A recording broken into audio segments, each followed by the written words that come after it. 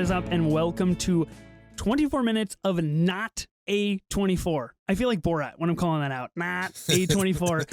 The podcast that takes a look at movies outside of the A24 library 24 minutes at a time. I am Ethan Simi. And I'm Ben Lawhorn. This week on the pod, we are on a mission, an impossible mission to be exact.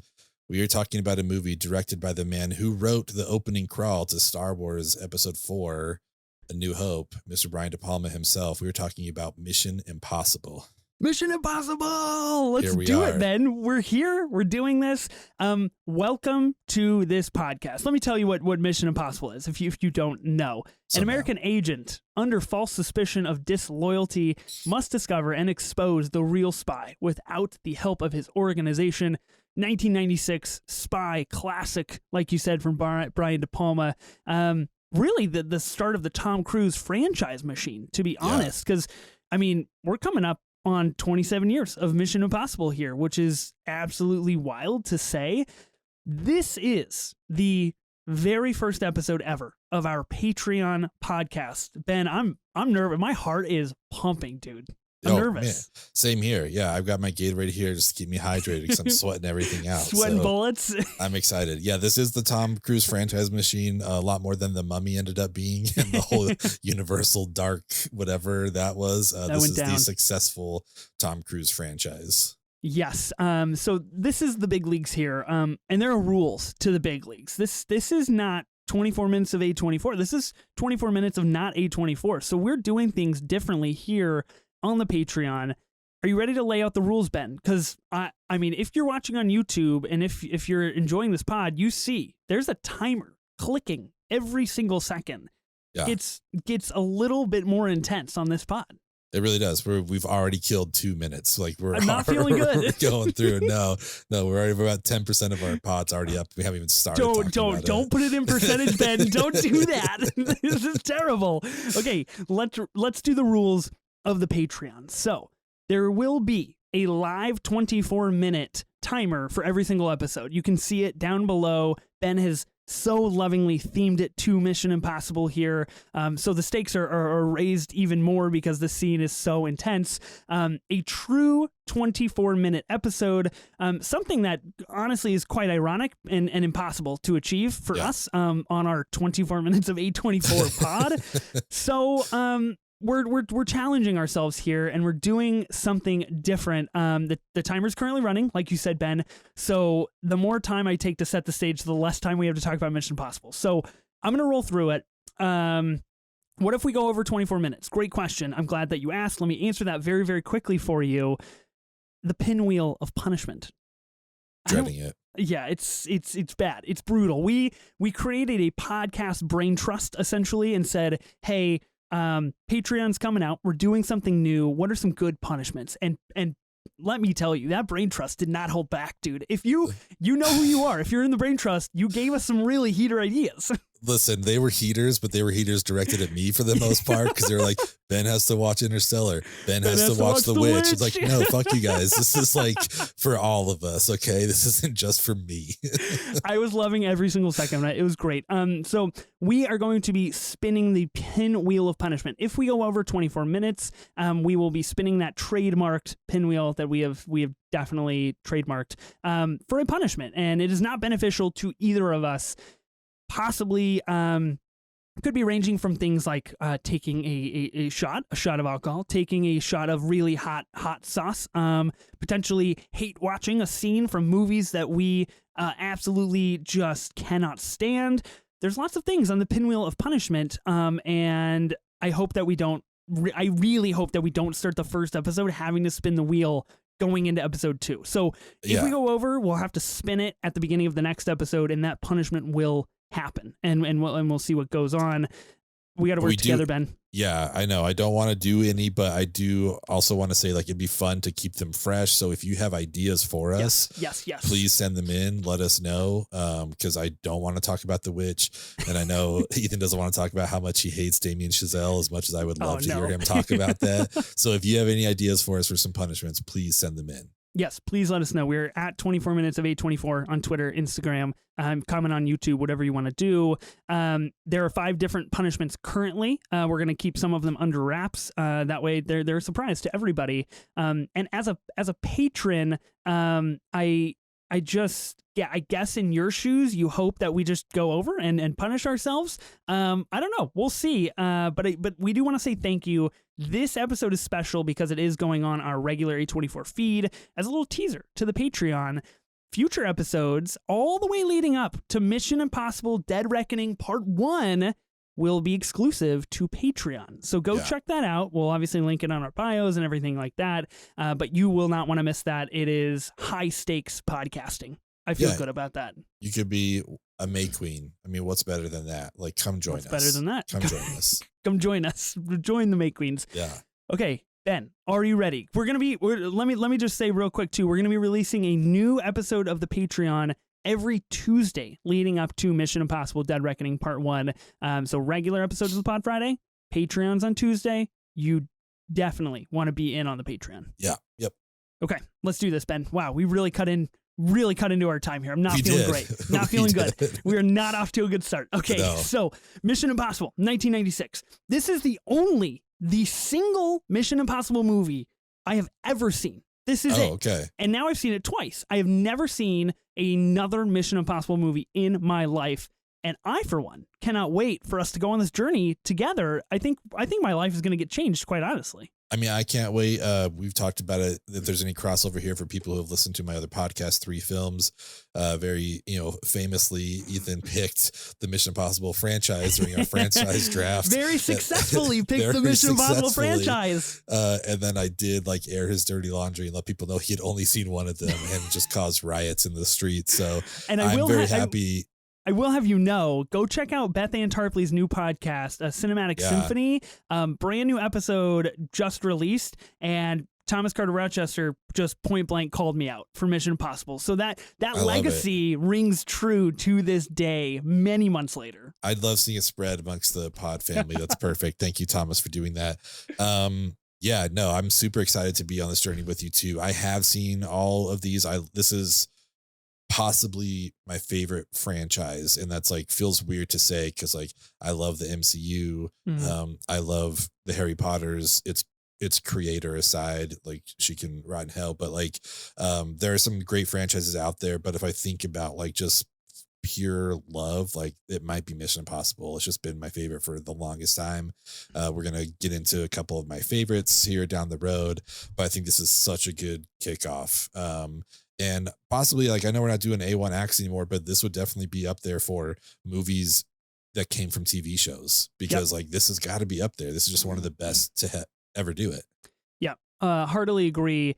I'm curious if you're listening to this pod, let us know what your favorite Mission Impossible movie is, because I need to know where to gauge my expectations. Do I pour a lot into Mission Impossible 4. I think it's called something. I don't think it's called 4. I think it's called Mission Impossible something. Ghost Protocol.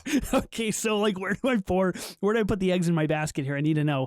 I really enjoy Mission Impossible. I think it firmly falls kind of under the umbrella of not maybe one tier above a garbage spy movie, but in the best possible way, because it is super fun. It is absolutely high stakes. It is Tom Cruise doing what he does best. It is a pretty good cast, and it also has the negatives of has aged a little poorly with all the CGI and the effects, and the plot is rather incoherent. I found myself in the final act during the conversation between Ethan Hunt and Jim, trying to actually figure out what we're doing.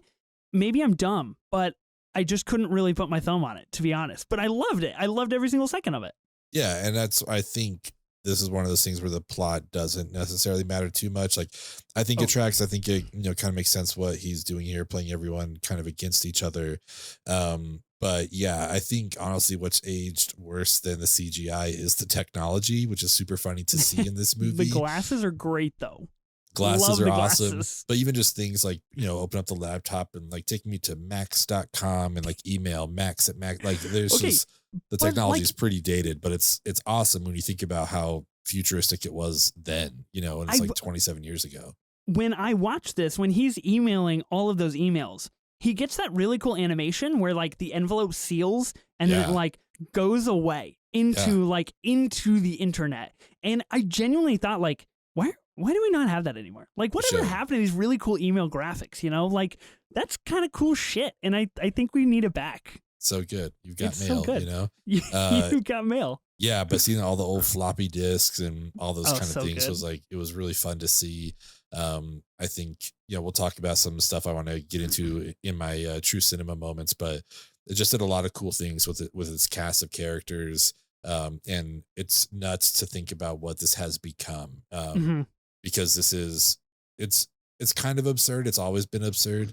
But it is similar to the kind of Fast and Furious where it's like, oh, we just started out with this one, like we got to break into one room and we can't make noise or anything like that. And then now it's like, we're jumping out of like planes and spacesuits, like flying down into France, you know, like, which is awesome. Cause like those are close enough together. Cause they're in the CIA, they're in Langley, you know, it's not just a room. So I like how consistent I feel like it stayed consistently absurd throughout the whole thing. And again, like Tom Cruise is just like, he's perfect for this. He's wonderful. This is the role. I mean, besides, you know, Pete Mitchell in Top Gun Maverick, this is what Tom Cruise was destined to play. We're going to hold a similar structure to our A24 pod. We're going to do 3 true cinema moments a piece and they kind of help flesh out the movie. And then our A24 ranking is going to be a little different. We're not going to have any A1X because we're not going to have the time. But we have a fun, you know, A24 oriented question at the very end. I think we should talk about our true cinema moments because we've got to get through 6 and we only have 12 minutes and 18 seconds. Let's do it. Okay, I'm going to go first. My number 1 that I wanted to put on the list is the intro. This intro goes so fucking hard. It is so incredible that you start off with an interrogation. You get the iconic and classic face rip, which just like, if you've never seen Mission Impossible, right there, you're like 2 minutes in and your brain is broken because you're like, oh my God, he just ripped off his face and he's a different person. And then you get the room breakaway where it was just like a room in a warehouse that they were interrogating this guy for information. And then, you know, them asking, did we get it? And then no answer, it just breaks to the Mission Impossible title card with a montage of scenes through the movie. It's fucking hard. It's awesome. Yeah. It's so good. And that's the thing we've talked about on the pod with like Midsommar and Beau is Afraid. Like these intros, like they show us everything that's going to happen like throughout the movie. Yes. And then like we just kind of get to catch up and like, oh, that's when that was. So intro's great. The face mask thing is a throwback to the TV show. They used to do that all the time. So I love that they kept that in here. My first one is right after yours. And again, like these are spoilers. I'm just like, you know, this movie's super old, you know, whatever, but like I'm spoilers here. But when they kill Emilio Estevez, like it's so fucking awesome. That was so close to making my list, dude. It's so sick. Good. Like it's not on the same level necessarily as Scream with Drew Barrymore, but it's very similar in the sense that like we get to meet these characters, we get to connect with them, we find out about them, like we're like part of the group. It's like, hell yeah, all right, the gang's all got their roles, we're all doing our thing. And then suddenly like the tech guy, the computer guy is dead, and you realize like, oh, anybody's up for grabs now. Like, you know, like maybe not Ethan, but like everyone else is up for grabs here. No one's safe. And that just like shows itself to be true throughout the entire opening. So that was a complete shock for me the first time I saw it. This was my partner's first time seeing it, and it got the shock out of her too. It was so cool to sit next to her when that happened. It's like, yeah, you don't see it coming at all, and it's wonderful. I will say a little sad because his character, and then Tom Cruise's character, Ethan Hunt, they have a great kind of like riffraff back and forth where they kind of like grind each other's balls a little bit, and it's pretty funny. And of course we get the iconic, you know, hasta lasagna, don't get any on ya, which is really great. The gum. That moment happens like 30 minutes into the movie, which is a little startling because you're like, wow, I've been watching this for half an hour already. Yeah. This is really enticing stuff. Number 2 for me is the phone call. Ethan Hunt is in a phone booth kind of after a lot of things happen and his team dies, and he finds a phone booth, he gets a secure line, and he basically he goes full Tom Cruise, and he you know, and he says, "Do you read me? The card is in the open," and he just like loses his mind. But it is peak Tom Cruise. It's incredible. Oh, yeah. And I think that moment in particular, like, I could just fire it up any moment of any day and just be like, fucking Tom Cruise, we did it. That's incredible. It's so good. Yeah, like one of the other ones I didn't pick it, but it's it's the yelling. It's when Claire's there and he's like, don't you get it, Claire? They're dead. They're all dead. They're dead. Like, oh, that is prime Tom Cruise yelling. And it is perfect amount of Tom Cruise yelling too, because we get like 2 or 3 scenes where he's just unleashed his yelling, and it's perfect for his character. Yeah, it's so good. All right, my second true cinema moment here is all the magic tricks with the floppy disk. That's good. Like, I really enjoy that scene with Krieger, Jean Reno, who is fantastic. If you haven't seen Leland the Professional, please go watch that. But him like doing you thought I gave you the real one, and like just like hiding the disc. Like even now watching him, like, how did he do that? Like, I don't know. I really don't know where it went, you know? So I like that for a lot of reasons, because like he's still in control of the situation. And he frustrates, Krieger, and Krieger leaves, whatever. And then he reaches down in the trash can and he's like, oh, he had the real one? He's like, yeah, he had the real one. But I just had to like reverse psychology him enough. And he did it. And it was successful, all while putting on a really cool magic show. So I love that scene so much. The scene did remind me a little bit of Magnolia, because his character kind of gives off like magician vibes a little bit, because he is kind of he's a big dick with like on stage, like yelling things and trying to get people's attention. And it made me for a split second be like, oh, Tom Cruise magician franchise. I'm curious. Like, that would be very good. Yeah, let's do that. That would be very fascinating. Okay, my third and final true cinema moment. I'm going a little bit more broad on this one. And even though I have not seen any of the other Mission Impossible movies, I am aware of the cultural iconic status that Tom Cruise sprinting has over the movie culture and the film industry. So I'm just going with Tom Cruise sprinting. In general, anytime in this film, there's a specific moment, similar timing to my second one, where he has to go find Sarah, and he has to like sprint across a bridge, and he has to sprint like down an alley near the water. Yeah. And as soon as he turned on those Tom Cruise jets, I was like, that's my boy. He's going. Dude. He's going for it. He's doing it. I mean, this is not a spoiler at all, but you could just leave that in there as number 3 for the next 7 movies, because like, Tom Cruise is running the whole time, and it is so good. He's an iconic runner without a doubt. My last one is a lot of the visuals, and it's a little bit of like the technology that he gets to use, and really when things go south for him. And that's the fish tank restaurant meetup, like when he throws the gum on the fish tank, and it just like blows up. I guess there was like 16 tons or whatever of water above him, and he actually did the stunt himself. Didn't let a stuntman do it, and that feels like one of the first Tom Cruise, like, no, I'm gonna do it. Obviously it's not like hanging on the side of a plane or Burj Khalifa or anything like he does later, but in this, I mean, he's still like prime movie star Tom Cruise, and he's like, no, like, I'm going to do it. I'm jumping out. Like, you put all the water there. It's visually super interesting. Also just a great scene where, like Jason Bourne, he kind of like clocks all these people. He's like, oh yeah, I remember them from on the bridge. I remember them. And so I've seen him piece it all together while under the table, kind of doing the Hitchcock, like, we know what's going on, but the other guy doesn't know what's going on. The bomb and the timer. Yeah, exactly. So like he pulls it off really well. Kittredge, who's also, I'm very excited to see in Dead Reckoning. I'm glad he's back. But that's probably my third true cinema moment. I just think it's a great scene. Kittredge is so good in this movie, and like, again, the plot devices are a little pretty wonky in the terms of like who is trying to suss out who, and like everything was a mole hunt, but Jim was in on it, and like all this kind of like crazy convoluted connectiveness. But Kittredge, I've got to say, his tone of voice, it is sultry and very vicious and startling. It is like everything that he says is like, you kind of lean in to hear more, but then you're also like, this guy is going to ruin my life with anything that I could say. Yeah, there are some vibes to it, like, and it may be way off and people may disagree with me, but it reminds me of like Agent Smith from The Matrix, where there's just like, oh, like you kind of get into a trance a little bit listening to it. It's like, oh shit, like, yeah, this guy could talk me into some stuff for sure, without a doubt.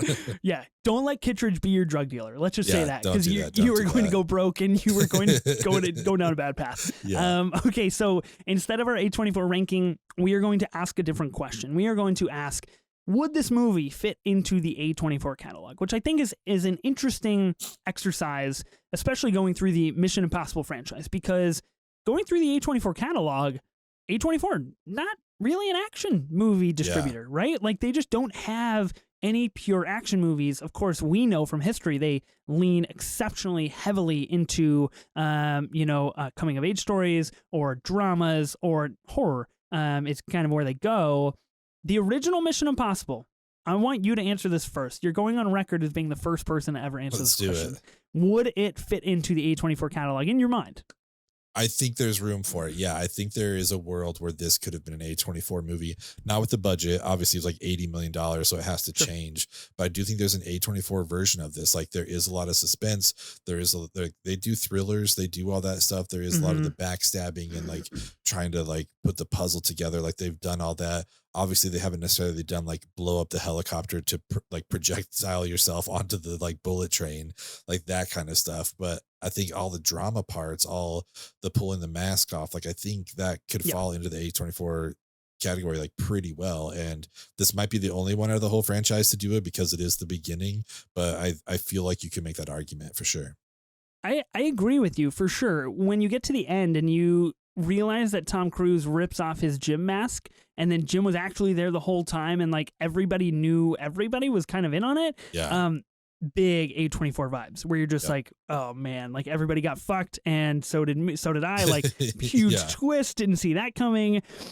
I think it's interesting. You mentioned budget, $80 million budget, makes $457 million at the box office in 1996, which is just fucking unreal. It's incredible. Scored by Danny Elfman, which is, again, kind of insane. I didn't really know that. Really, really good stuff. So yeah, I do think it could fit into the A24 catalog. In 2023, I don't think so. In 2012, I could definitely see it a lot more realistically as them kind of spreading their wings and casting a wider net of like, cool, let's get a true action movie in this catalog. And get a big director, get De Palma to make something for you. Like you said, Elfman scoring at De Palma with like a lot of his De Palma shots, those Dutch angles, all that kind of stuff. So I could definitely see them throwing as much money as they could towards him and be like, make us a Mission Impossible movie for sure. Make us something really good. Awesome, dude. Okay, so we have 1 minute and 45 left, which is incredible. I can't believe that we rolled through. I think we're both afraid of these punishments for sure. I think we're definitely a little startled, so we got to be careful. I think as the Mission Impossible movies come, I feel like there's going to be a lot more to talk about because we're building on the franchise and we'll have a lot more things to kind of recollect and connect to and where things are headed and things like that. I do got to shout out our timer. Wonderful little clip right there, or wonderful little image. That scene is so perfect in the fact that it is just dead silent for like 20 minutes and you are locked the fuck in to a drop of sweat not hitting the ground. I mean, talk about nerve-wracking. I've seen the movie before, and I was just like, oh my God, I can't believe he's doing this. Like, I can't believe they're breaking into Langley. I freaked out when the knife dropped. I was like, oh shit. Oh my God, I know. Like, and the all that tension and everything's fine, and then suddenly the knife falls. So, So crazy. Okay, well, let's wrap up this pod. So we let down our our patrons' first episode here and do not get a punishment. Next week on the Patreon pod, we're doing Mission Impossible 2. 24 minutes. It is going to be on patreon.com/24 minutes of A24. I don't know. That's a good question. We'll link it in our Twitter and Instagram bios and we'll tweet it for sure. Yeah, exactly. Let us know what you think about Mission Impossible. We're also on Twitter, Instagram, 24 minutes of A24. You could watch this one on YouTube. The rest of them will be on Patreon. So please subscribe. We appreciate all the support. I'm Ben Lawhorn. And I am Ethan Simi. Spring break forever, bitches. At Mission Impossible, did we get it? The disc is in the open. We did it. Wow. Barely avoided a punishment. Holy shit.